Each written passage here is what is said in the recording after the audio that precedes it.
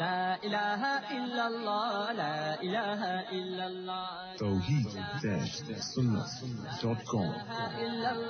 لا الہ الا اس web site پر ملاحظہ فرمائیے ممتاز علماء کرام کی تقاریر، درس قرآن و حدیث، اسلامی کتب کا وسیع ذخیرہ، فرقہ باطلہ سے مناظرے اور بہت کچھ۔ الا اللہ، لا الہ الا اللہ۔ سبحان ربك رب العزة عما يصفون وسلام على المرسلين والحمد لله رب العالمين اللهم صل على سيدنا محمد وعلى آل سيدنا محمد وبارك وسلم لقد خلقنا الإنسان في كبد تحقیق ہم نے انسان کو مشقت کے لیے پیدا کیا، محنت کے لیے پیدا کیا۔ یہ پوری زندگی محنت اور مشقت ہے۔ کس کے لیے؟ آخرت کی کامیابی کے لیے۔ دنیا دار العمل ہے، آخرت دار الجزا ہے۔ دنیا دار الغرور ہے، آخرت دار السرور ہے۔ دنیا دار الفنا ہے، آخرت دار البقا ہے۔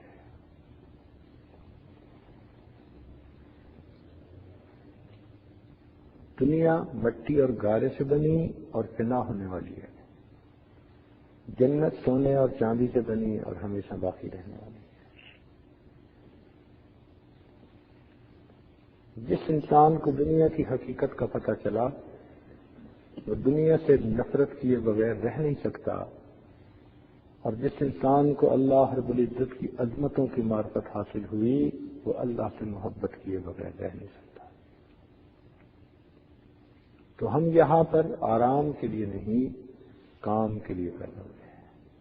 تو مقصد زندگی کام کام کام، بس تھوڑا آرام۔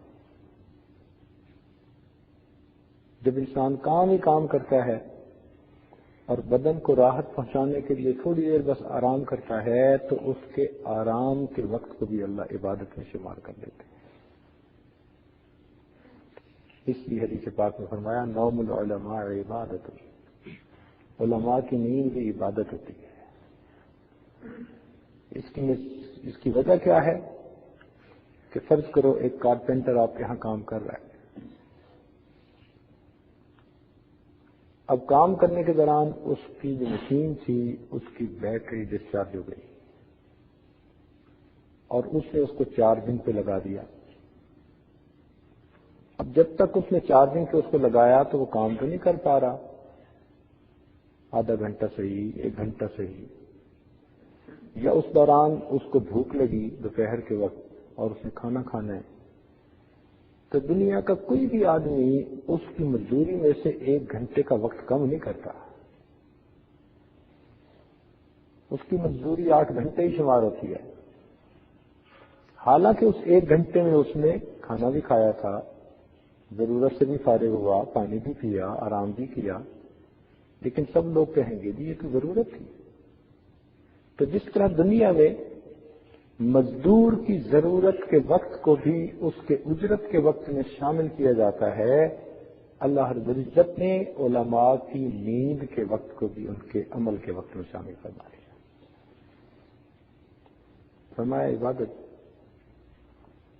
کام کرتے کرتے یہ تھک گئے ہیں، جسم کی بیٹری ڈاؤن ہو گئی ہے، اب یہ تھوڑی دیر آرام کریں گے نا تو یہ ریچارج ہو جائیں گے، پھر کام کریں گے۔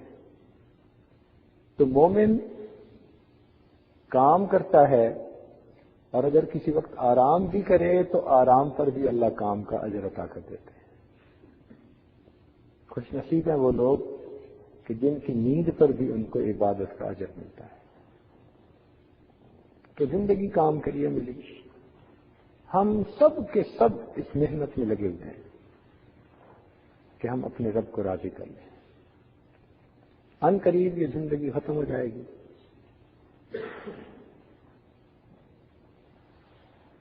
اس لیے ہمیں چاہیے کہ دنیا سے دل ہٹائیں، اللہ رب العزت کے ساتھ دل لگائیں۔ خواجہ فرید الدین عطار رحمۃ اللہ علیہ ایک بزرگ گزرے ہیں جنہوں نے تذکرۃ الاولیاء کتاب لکھی۔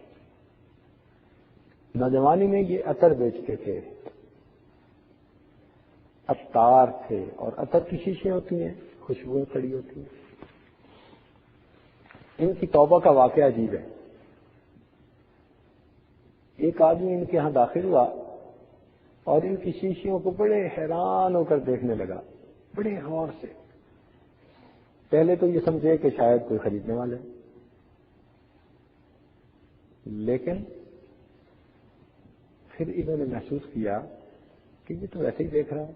تو ان پوچھا بابا جی کیا دیکھتے ہو؟ تو وہ کہنے لگا کہ میں یہ دیکھتا ہوں کہ تیری جان اتنی شیشیوں میں اٹکی ہوئی ہے، یہ کیسے نکلے گی؟ اور جب اس نے یہ بات کی نا کہ تیری جان اتنی شیشیوں میں اٹکی ہوئی ہے، یہ کیسے نکلے گی، تو جوان سے غصہ آیا طبیعت میں، کہنے لگے جیسے آپ کی نکلے گی ویسے میری نکلے گی۔ اس نے کہا کہ بیٹا میری تو ایسے نکلے گی۔ چادر اس کے پاس تھی، وہی سویا، کہتے لا الہ الا اللہ، اور لیٹا اور واقعی فوت ہو گیا۔ کہتے پھر میری تو ایسے نکلے گی۔ اللہ اکبر، مرتے مرتے دوسرے کی ہدایت کا سبب بن گیا۔ جب انہوں نے دیکھا کہ اللہ کا بندہ فوت ہو گیا تو دل پہ چوٹ لگی کہ واقعی جو محنت کرتے ہیں ان کے لیے پھر دنیا سے جانا کوئی مشکل نہیں ہوتا، اور ہم تو جھنجھٹوں میں پھنسے ہوئے ہیں، ہمارا کیا بنے گا؟ تب انہوں نے سچی توبہ کی، یہ نیک بنے، حتیٰ کہ پھر انہوں نے تذکرۃ الاولیاء کتاب لکھی۔ جنہوں نے محنت کی ہوتی ہے پھر ان کے لیے مرنا بڑا آسان۔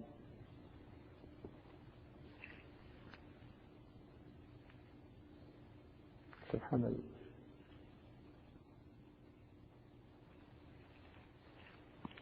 ہمارے سلسلہ نقشبندیہ کے ایک بزرگ تھے، آخری وقت قریب آ گیا، بیمار تھے، تو آخری وقت میں بس وہ اللہ کی یاد میں مست تھے۔ اچھا کئی ناواقف لوگ جو ہوتے ہیں نا، اللہ بچائے آخری وقت میں کہیں وہ پاس نہ ہو، اوپر والے بڑی مصیبت کرتے ہیں۔ وہ بیچارہ مر رہا ہوتا ہے اور یہ اس کو ہلا ہلا کے پوچھتے ہیں، پہچانا میں کون ہوں، میں کون بات کر رہا ہوں، بولو تو صحیح۔ او خدا کے بندے، وہ ساری زندگی تمہارے ساتھ بولتا رہا، اب تو اس کے جانے کا وقت ہے، اس کو یکسوئی کے ساتھ اللہ توبہ کرنے دو۔ وہ کوئی وقت ہے بیوی کو پہچاننے کا؟ تھوڑی عمر بیوی کو پہچانا اس نے، اب پہچان کروا رہی ہے، مجھے پہچان رہے ہو میں کون ہوں؟ تو وہ واقف نہیں ہوتے، ان کو پتہ نہیں ہوتا کہ وہ لمحہ کیسا عجیب لمحہ ہوتا ہے۔ اس وقت میں تو فقط یہ کرنا چاہیے کہ میت کے پاس بیٹھ کر اونچی آواز سے لا الہ الا اللہ، لا الہ الا اللہ، لا الہ الا اللہ محمد رسول اللہ، بس یہ کلمہ تھوڑا بلند آواز سے پڑھیں تاکہ اس کے کانوں میں آواز پہنچ جائے۔ اس کو تلقین کہتے ہیں۔ اگر وہ بھولا ہوا ہے اس سبق کو تو یہ سبق اسے یاد آ جائے۔ تو یہ بات ہمیشہ ذہن میں رکھیں، اصول بنا لیں کہ اگر کبھی آپ کو ایسا موقع آئے کہ کوئی بندہ ایسی کیفیت میں ہے، مت پوچھیں، بات کرو میں کون ہوں، آپ کون ہیں، گیا کون کون کا وقت ہے۔ اب تو اس کو یاد دلاؤ، اصل جو مقصد ہے، من کان آخر کلامہ لا الہ الا اللہ دخل الجنہ، تو اس کو تو یہ یاد دلانا چاہیے۔ اچھا ایک اور یہ بات چل گئی تو چونکہ اہم بات ہے اس لیے ذرا ایک دو باتیں اس بارے میں بتاتا چلوں کہ لوگ ایک کام اس موقع پہ یہ کرتے ہیں کہ اس کو ڈاکٹروں کے حوالے کر دیتے ہیں اور ڈاکٹر اس کو نشے کا ٹیکہ لگا دیتے ہیں۔ یہ بہت خطرے کی بات ہے، بہت خطرے کی بات ہے، بیچارے کو کلمہ ہی نصیب نہیں ہوتا، اسی بے ہوشی میں ہی مر جاتا ہے۔ ہماری زندگی مسلمان کی زندگی ہے، کافر کی زندگی اور ہوتی ہے۔ جب محسوس ہو جائے کہ اس کی بیماری خطرناک ہے، فیٹل سائن آ چکے ہیں مہمان، ڈاکٹروں کے حوالے مت کرو. ڈاکٹر کتنا بچا لیں گے اس کو؟ 1 گھنٹہ بچ جائے گا، دوائیوں سے 2 دن بچ جائے گا، مرنا تو ہے ہی نہیں اس میں. تو ایسے موقع پہ اپنے میت کو کبھی ڈاکٹروں کے حوالے مت کیجیے. اس کو کہہ دیجیے کہ آپ نے بے ہوشی کا ٹیکہ نہیں لگانا. وہ کہے جی کہ انجینس فیل کر رہا ہے، کہو جو مرضی کرے، ہم مسلمان ہیں. اس وقت میں ہمارا ہوش میں ہونا ضروری ہے تاکہ وہ کلمہ پڑھ سکے. اس کو نشے کا ٹیکہ نہ دینے میں بالکل. ڈاکٹر حضرات کی اپنی نظر ہوتی ہے، یہ اچھے بھلے بندے کو کلمے سے محروم کر بیٹھتے ہیں. تو یہ بات سمجھ آ رہی ہے کہ آخری وقت میں جب محسوس کر لیں کہ اب اس بندے کا معاملہ بس آخری ہے، تو ایسے وقت میں اس کو نشے کا ٹیکہ کبھی نہ دینے دیں تاکہ اس کے ہوش برقرار رہے، اس کے سامنے کلمہ پڑھیں، اور ممکن ہے اس کو یاد آ جائے اور وہ بھی کلمہ پڑھ لے اور اس کلمے کے اوپر اللہ اس کی مغفرت فرمائے. وہ تکلیف کیا حیثیت رکھتی ہے آخرت کی تکلیفوں کے مقابلے میں. تو ایک اس بات کا خیال رکھیں. ایک تیسری غلطی عام طور پر یہ کر لیتے ہیں کہ آدمی بیمار ہوتا ہے، فرض کرو کینسر ہے، ہیپیٹائٹس سی ہے، تو کئی لوگ مریض سے چھپاتے ہیں، مریض کو پتہ نہیں چلنے دے. اس سے بڑی ناانصافی اور کیا ہو سکتی ہے؟ اوپر والے لوگ مل آ کے اس مریض کو پتہ نہ چلنے دے. تو خدا کے بندو، مرنا اس نے ہے، اس کو موقع دو توبہ کرنے کا. جتنا آپ چھپائیں، مریض کا دل اسے بتا رہا ہوتا ہے کہ اب اس کا آخری وقت قریب ہے.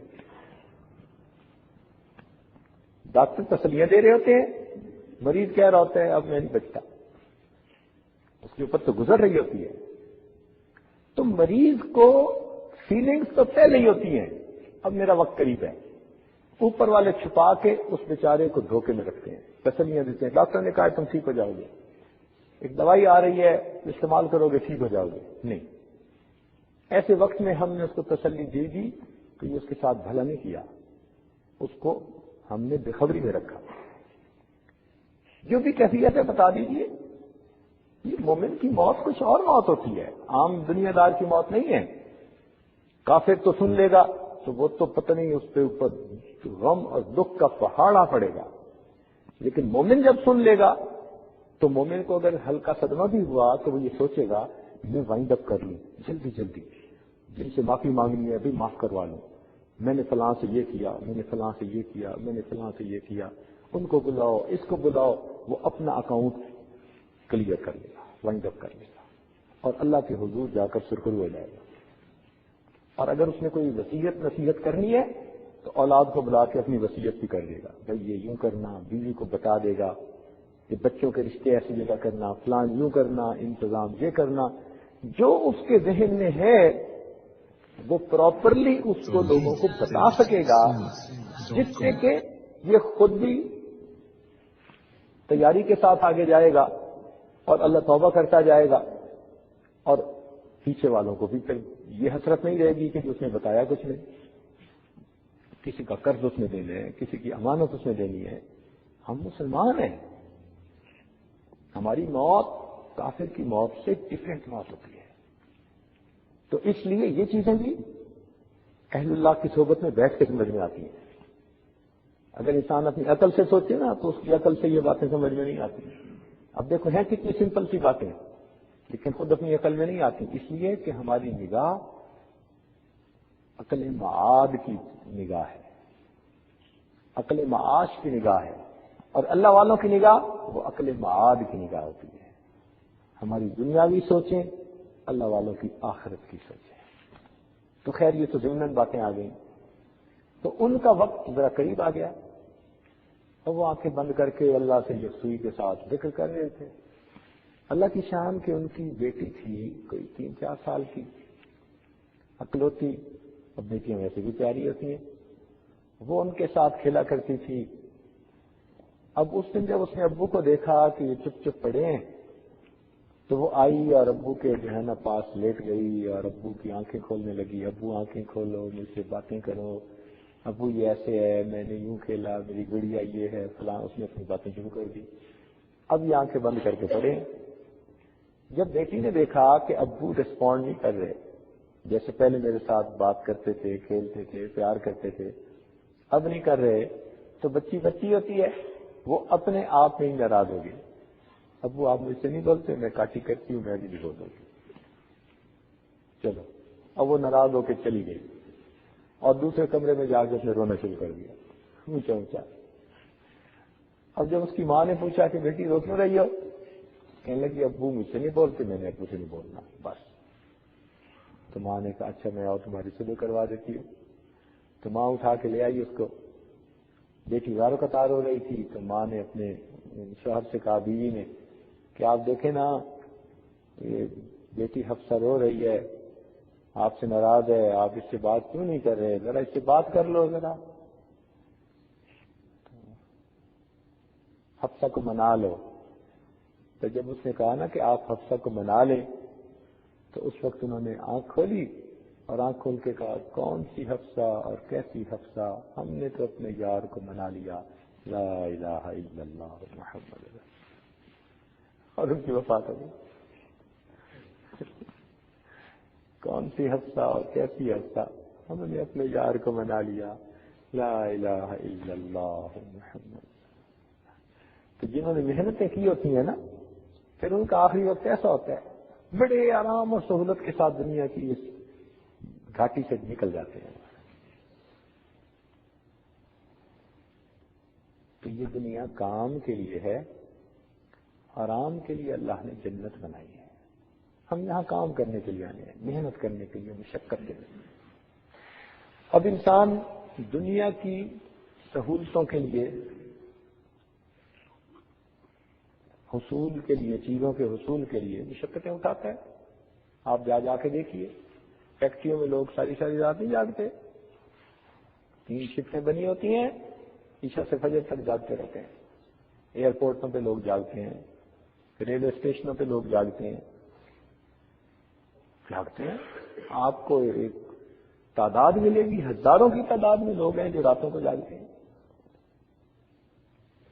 بڑی بڑی انڈسٹریز میں راتوں کی شفٹ میں سینکڑوں نہیں ہزاروں لوگ کام کرتے ہیں. تو دیکھیے لوگ آج بھی راتوں کو جاگ رہے ہیں. تو اگر دنیا کے لیے وہ جاگ سکتے ہیں, تو ہمیں اگر آخرت کے لیے رات کو جاگنا پڑ جائے تو اس میں کون سی مشکل کی بات ہے. لوگ سفر کرتے ہیں, مگر کسی کا سفر بزنس کے لیے, دکان کے لیے, دفتر کے لیے سفر کر رہے ہوتے ہیں. کچھ رشتہ داروں کے لیے سفر کرتے ہیں. اور پتہ ہے دنیا کا ایک حصہ ہر وقت سفر میں ہی ہوتا ہے. یہ دیکھو نا ذرا ہائی وے پر گاڑیاں کیسے چونٹیوں کی طرح چل رہی ہوتی ہیں, لائن میں بھاگ رہی ہوتی ہیں. یہ سب لوگ سفر کر رہے ہیں. کیوں؟ مقصد ہے. تو اگر یہ دنیا کے لیے سفر کر رہے ہیں, تو ہم نے اگر آخرت کے لیے سفر کیا تو یہ کون سی سمجھے کی بات ہے. تو اب 2 باتیں سامنے آئی کہ اگر دین کے لیے انسان کو جاگنا بھی پڑ جائے, دین کے لیے انسان کو سفر کرنا ہی پڑ جائے, تو یہ اللہ پر کوئی احسان نہیں, یہ اللہ تعالیٰ کا ہم پر احسان ہے. اس نے ہمیں توفیق دے دی. اگر اللہ تعالیٰ توفیق نہ دیتے تو پھر کتنوں کو توفیق نہیں ہے اس قسم کا سفر کرنے کی, بلکہ یہ توفیق بھی نہیں کہ وہ چل کے مسجد تک آ جائیں. مسجد کے قریب ہوتے ہیں, مسجد میں آنے کی توفیق نہیں ہوتی. بلکہ ایک آدمی کو تو دیکھا کہ مسجد کی جو دکانیں بنی ہوئی تھی نا, ان میں وہ دکاندار تھا مگر اس کو جماعت کی نماز کی توفیق نہیں تھی. ایسے بھی ہوتا ہے, اتنا قریب رہ کے بھی توفیق چھین لی. آپ بتائیں کہ آپ اگر کسی شخص سے ناراض ہوں تو اس کو گھر آنے دیں گے؟ کسی کو ناپسند کرتے ہوں اس انسان کو اپنے گھر میں داخل ہونے دیں گے؟ نہیں نہ ہونے دیں گے۔ تو اگر ہم ناراض ہیں، ہم کسی کو اپنے گھر نہیں آنے دیتے، داخل نہیں ہونے دیتے، تو اگر اللہ تعالیٰ کسی سے ناراض ہوں تو پھر اس کو مسجد میں آنے دیں گے؟ پھر اللہ بھی اس کا دل اچاٹ کر دیتے ہیں، دل ہی نہیں کرتا مسجد آنے کو اس کا۔ اور کوئی پکڑ کے کسی وقت جکڑ کے لے بھی آئے تو بیچارے ایسے ہوتے ہیں جیسے قید میں، بس فرض کا سلام پھیرا بھاگے اور باہر نکل کے جیسے پرندہ پنجرے سے چھوٹ گیا، ایسے ان کی حالت ہوتی ہے۔ جبکہ مومن کی حالت یہ المؤمن فی المسجد کالسمک فی الماء، مومن تو مسجد میں ایسے ہوتا ہے جیسے پانی مچھلی جو ہے وہ پانی کے اندر ہوتی ہے۔ تو جیسے مچھلی کو پانی میں سکون ملتا ہے اس طرح مومن کو اللہ کی یاد میں سکون ملتا ہے۔ جیسے بچہ ماں کی گود میں آ کے سکون پا لیتا ہے، ایسے ہی مومن اللہ کے ذکر میں بیٹھ کر سکون پا لیتا ہے۔ تو آپ حضرات کا یہ سفر کرنا اور چل کے آنا یہ اللہ رب العزت کی رحمت ہے، یہ اس کی عنایت ہے، یہ اس کی توفیق ہے، اور یہ اس بات کی علامت ہے کہ اللہ تعالیٰ آپ کو کچھ دینا چاہتے ہیں، یہ پکی بات ہے۔ اچھا، آپ جب ایک الیکٹریشین کو گھر بنوائیں کام کے لیے اور وہ آ کے آپ کے گھر کام کرے تو پھر اس کو آپ مزدوری دیے بغیر واپس بھیج سکتے ہیں؟ آپ کا دل ہی نہیں چاہتا۔ آپ کے شرافت نفس اندر جو ہے نا وہ اس بات کو گوارا نہیں کرے گی کہ اس بندے نے تو کام کیا اور آپ اس کی پیمنٹ کے بغیر اس کو کہیں گے کہ جاؤ۔ تو جب اللہ رب العزت نے آپ کو دنیا کے کاموں سے فارغ کروا کے ایک نیک مقصد کے تحت اپنے گھر میں بلا لیا تو کیا وہ آپ کو یہاں سے خالی واپس بھیج گا؟ جبکہ وہ خزانوں کا مالک بھی ہے، وَلِلَّهِ خَزَائِنُ السَّمَاوَاتِ وَالْأَرْضِ، کہ اس کے ہاتھ میں زمین اور آسمان کے خزانے ہیں، وہ کہاں ہے اس سے گوارا فرمائے۔ اس لیے آپ کا یہاں آ جانا اس بات کی دلیل ہے کہ پروردگار آپ کو کچھ دینا چاہتے ہیں۔ الحمدللہ ثم الحمدللہ۔ توحید-سنت.com جو سفر آپ نے کیا، اس طرح کے سفر دنیا میں بہت لوگوں نے کیے، اور ان لوگوں کا نام اللہ والے، علم والے، عمل والے، محبت والے، بہت سفر کیے۔ طلب علم میں سفر کیے۔ امام بخاری رحمۃ اللہ علیہ فرماتے ہیں کہ میں طلب حدیث میں اتنی مرتبہ کوفہ گیا کہ مجھے اب اس کی گنتی کا بھی اندازہ نہیں ہے، اتنی مرتبہ سفر کیا۔ بعض حضرات نے 800 میل کا سفر کیا صرف ایک حدیث سننے کے لیے،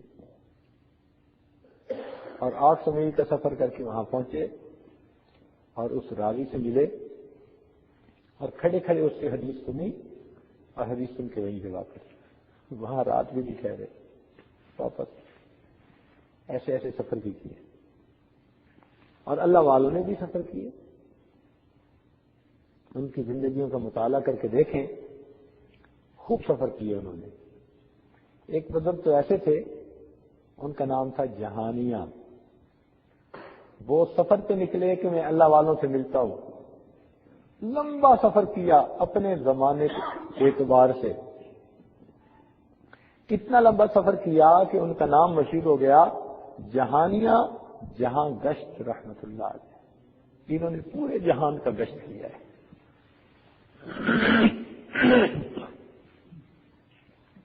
تو جہانیہ جہاں گشت رحمت اللہ علیہ، ان کا نام پڑے۔ تو سوچئے لوگوں نے اللہ کے لیے، اللہ کی محبت کے لیے کتنے سفر کیے، کیسے سفر کیے۔ اللہ اکبر، اللہ کی تلاش میں سفر کیے۔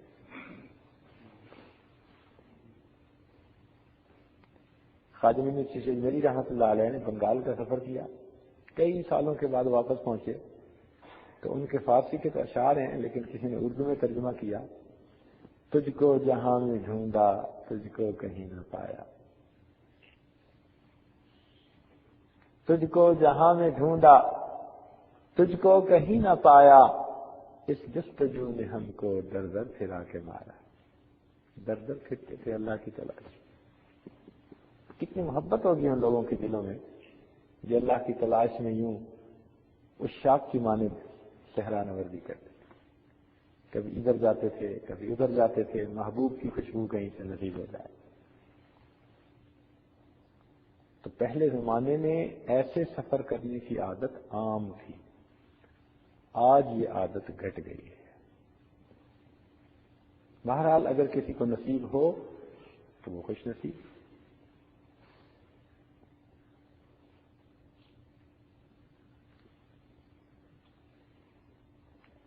ایک بات پکی ہے کہ اس راستے میں جب کوئی نکلتا ہے نا، اللہ کی طلب والے راستے میں، تو پھر اس سفر کو ایک نسبت ہو جاتی ہے. سفر تو دنیا بھی بہت کرتی ہے، لیکن اس سفر کو پھر ایک نسبت ہو جاتی ہے. اللہ کی تلاش میں نکلا، اپنی اصلاح کے لیے نکلا،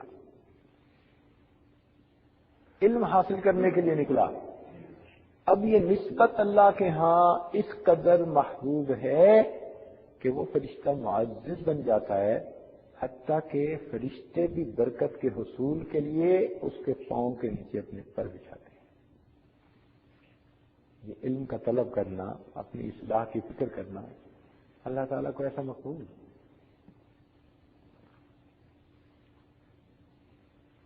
تو بھائی ہمارا نام بھی اس فہرست میں آئے گا نا جو اللہ کی تلاش میں نکلے. سچی بات ہے کہ ہم تو پوری زندگی جب بھی اپنے مشائخ کی خدمت میں جاتے تھے نا تو یہی سوچ کے جاتے تھے میں اللہ کی تلاش میں جا رہا ہوں، میں اللہ کی طلب میں جا رہا ہوں. تو ہم تو اپنے دوستوں کے ساتھ جاتے تھے اور اس خوشی سے چلتے تھے جس خوشی میں دلہا اپنی برات کے ساتھ چلتا ہے. ایسے خوش ہو کے چلتے تھے، اللہ کی تلاش میں نکلے، اللہ کو ڈھونڈنے کے لیے، اللہ کو پانے کے لیے. سبحان اللہ، یہ سفر ہی عجیب ہے، سوچ سوچ کے خوشی ہوتی ہے. تو اب آپ کے اس سفر کو نسبت ہو گئی اللہ والوں کے سفر کے ساتھ.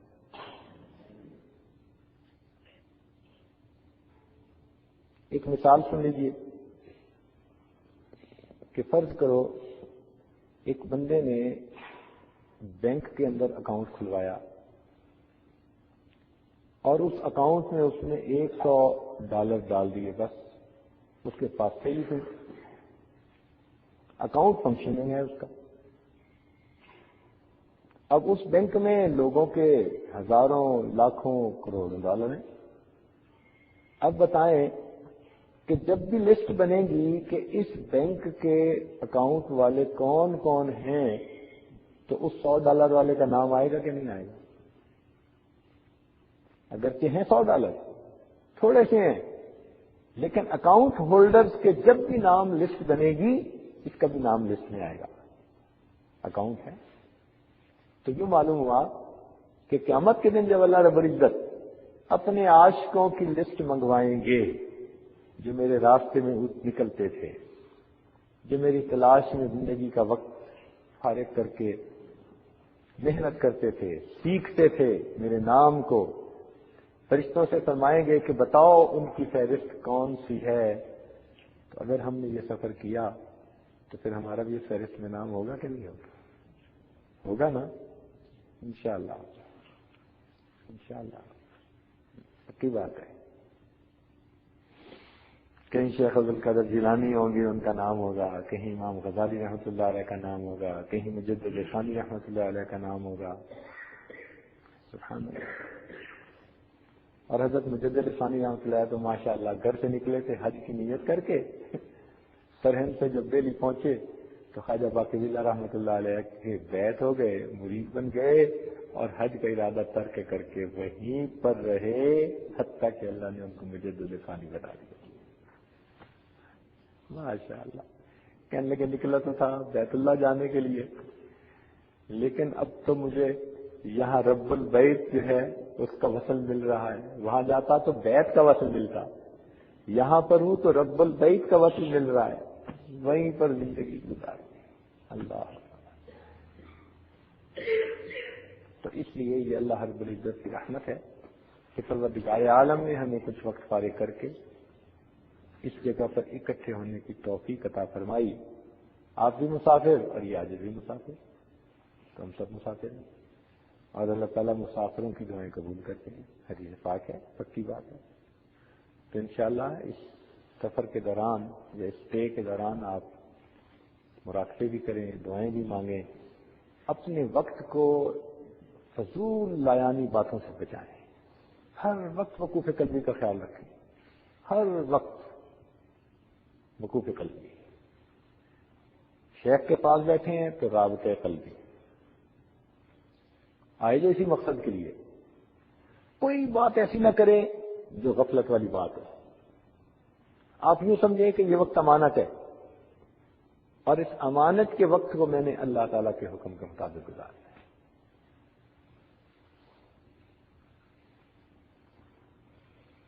دعا ہے اللہ تعالیٰ آپ حضرات کے اس وقت کو قیمتی بنا دے، اور جو مقصد آپ لے کر آئے ہیں اس مقصد کو پورا فرما دے، اور آپ کو کامیابیوں کے ساتھ واپس لوٹائے. انشاءاللہ آپ کی اگر توجہ رہے گی تو آپ کو پھر یہاں پر ترقی بھی محسوس ہوگی. یہ ایک آٹومیٹک سلسلہ ہے. من طلب فقد وجد، جس نے طلب کیا اس نے پا لیا. تو اللہ تعالیٰ رحمت فرما دیتے ہیں بندے کو، اللہ تعالیٰ اس کی محنت کا اجر دے دیتے ہیں. تو اس لیے آج کا دن خوب ذوق شوق میں ذکر میں گزاریے. کوشش کیجیے کوئی شیطانی شہوانی نفسانی وسوسہ دماغ میں نہ آئے. ہر وقت توجہ اللہ، ہر وقت توجہ اللہ، اور ہر کام ہم نبی علیہ الصلوۃ والسلام کے حکم اور طریقے کے مطابق کریں. ہمارے سلسلہ کے ایک بزرگ تھے خواجہ ابوالحسن خرقانی رحمۃ اللہ علیہ، تو عجیب بات کہتے تھے. وہ فرماتے تھے کہ جس انسان نے کوئی دن معصیت کے بغیر گزارا ایسا ہی ہے جیسے اس نے وہ دن نبی علیہ السلام کے ساتھ گزارا. سبحان اللہ. تو ہم بھی آج ایسے نیت کریں کہ آج کا دن ہم بھی ایسے ہی ہے جیسے نبی علیہ السلام کی صحبت میں گزارنا چاہتے ہیں. وہ کیسے؟ کہ ہم ہر کام سنت کے مطابق کریں، گناہوں سے بچیں. پروردگار عالم ہماری آنے والی پوری زندگی کو ایسا بنا دے. وآخر دعوانا الحمدللہ رب العالمین. تھوڑی دیر کے لیے مراقبہ کر لیجیے، آنکھوں کو بند کر لیجیے، سر کو جھکا لیجیے. دنیا اور جو کچھ دنیا میں ہے اس سے ہٹ کٹ کے اللہ تعالیٰ کی یاد میں ڈوب جائیے. انسان جب اپنے اندر جھانکتا ہے اسے اپنی اصل تصویر نظر آتی ہے. اپنے من کے دریچے کو کھولیے، اپنی اصل تصویر کو دیکھیے.